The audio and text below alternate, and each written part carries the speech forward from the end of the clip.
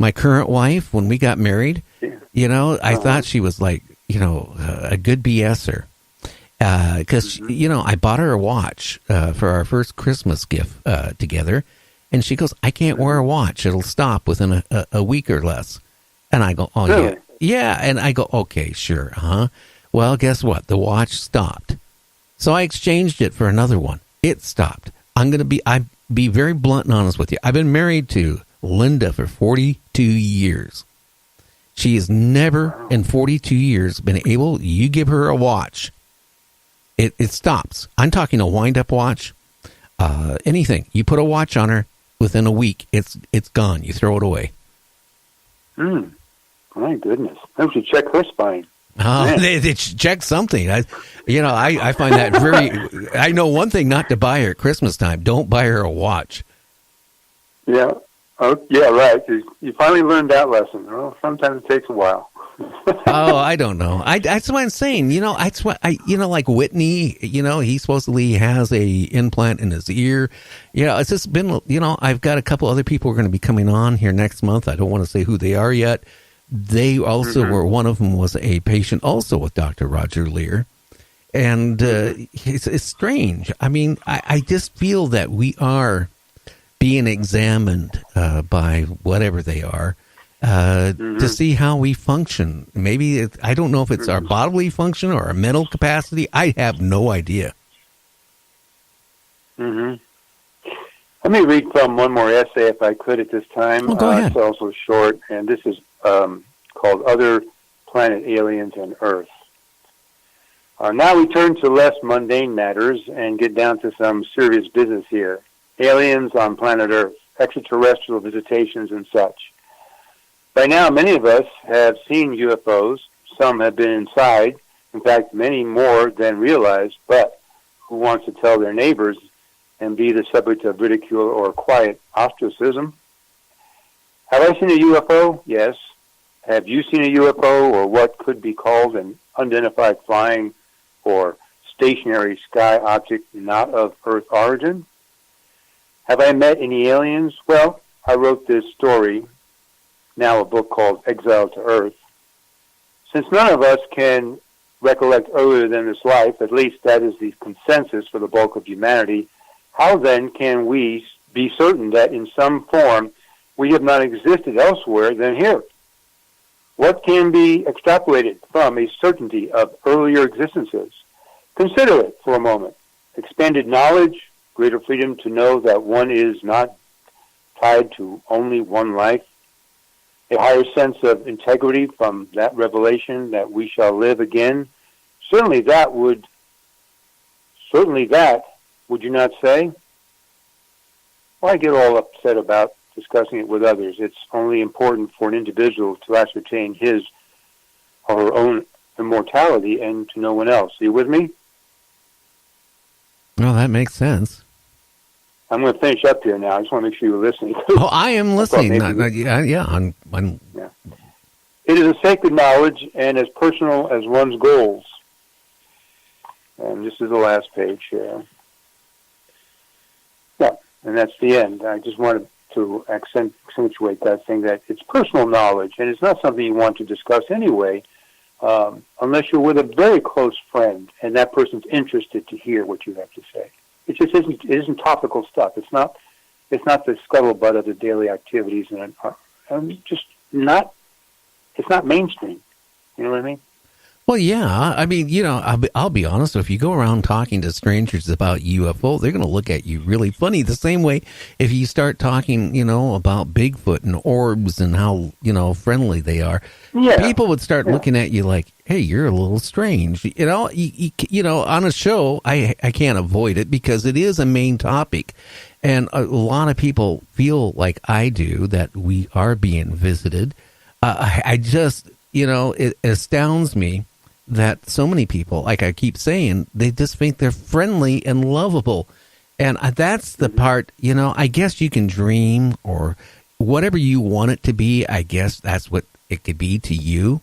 But I certainly, I've seen pictures. One of my ex-guests was with the CIA for like 30 some years. And he, sent me some pictures of abductions with mutilations from South America, from Argentina, again, even from the rainforest, in the Amazon. These things, again, the same with the cattle type of thing. The same type of things were removed, done in such a way that even more accurate than a laser could be doing it. And they're not going to have a laser and all this medical stuff out in the middle of the jungle. Right. Yeah, very true. But I guess it's a good place, though, if you want to harvest people or harvest things, maybe go out, Well, look at us. We're talking about going to Mars. Well, aren't we going to be visitors to Mars? Isn't that just another sample of the same instinct? To explore, to visit other areas of the universe, to see what's out there. Why couldn't there be others coming to our planet to do the same? And maybe they see us as kind of like a petting zoo. Maybe they see, oh, well, look at these funny little people with their, their four-bedroom houses and their gas-operated combustion engine cars and, jet planes, and it must be all very interesting to them, but very mundane because they're way beyond us. Oh yeah, that is so true. I don't know. It's just how can I say this? I mean, I just know that my feeling is, we're being investigated, observed, and it's not just been going on. And even going to Mars, I had one person sit there and try to tell me, the aliens are going to look just like us. And I said, that's impossible because it has so many things like gravity. There's so many different things, the size of the planet, all can affect what a person is going to, or a humanoid is going to look like. So, are they going to look like a bug or a reptile? My feeling is I don't really think they're going to look quite like is what has been going on and being described. Well, here's some interesting data. I did some research, Gary. This is very interesting. And you can research, anyone can research this on the internet now, and there's even books on it. There was thought that the only way to make Mars habitable was to melt the poles where there's large ice caps. Well, that's not necessary anymore because one of the rovers dug down a little bit, and they found water. Guess how close to the surface? 6 inches. Oh, wow. Where it dug down. So there's water, and there has been lots of water on Mars, so there could very easily have been life just like ours. But who knows? There may have been superatomic nuclear wars. There may be some kind of scourge that wiped out all civilized life. And it's not for nothing that we look up at Mars and we think about it a lot now because, heck, maybe one of us came from there, Well, maybe somehow. That's where we came from. You go back. Or maybe we came from, yeah. Yeah, maybe they, planted our planet with the humanoids. Because, like we talked before, if you go back even around prehistoric men, when they started actually being able to draw in the caves, with their figures and stuff like that, one of the figures they were drawing is like men with helmets type of thing on. And men flying in some type of contraption. Now, let's face it, they wouldn't even know any of that stuff. They wouldn't even conceive it, so I don't even know how they could draw it unless they saw it. And there was, don't forget the book called The Martian Chronicles by Ray Bradbury, made him a very famous author. It's a summation of several nights of dreaming that he wrote down in the daytime afterwards. And then a friend asked him to...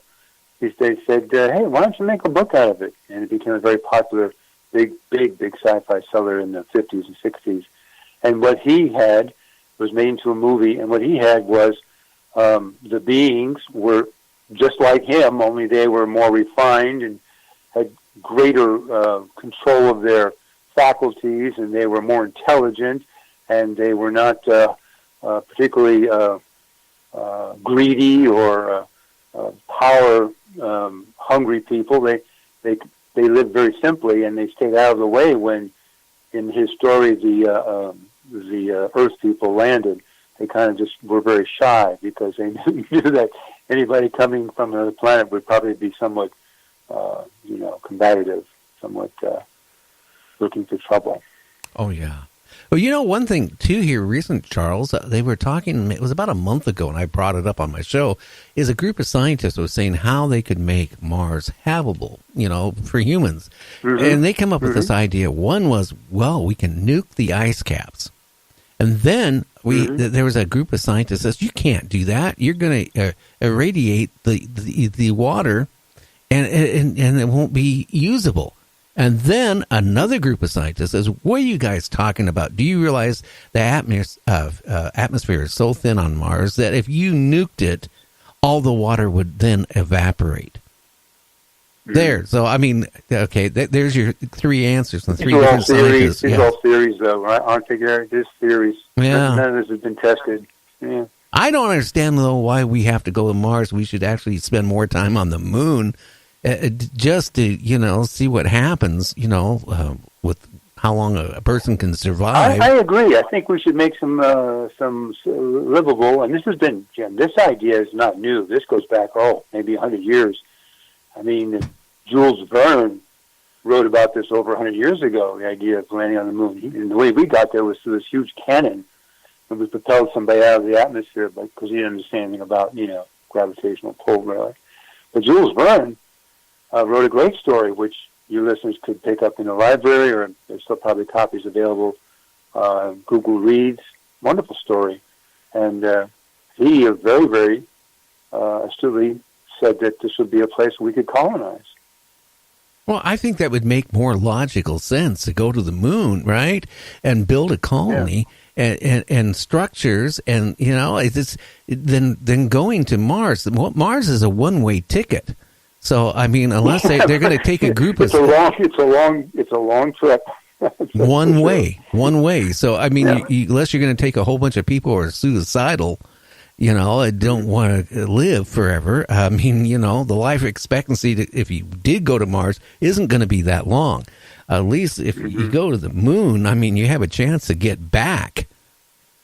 Yeah, that's right. Yeah, and you get used to the gravitational pull being so little. You get used to the fact that you have to wear an oxygenated suit all the time, or be in an oxygenated tent or building.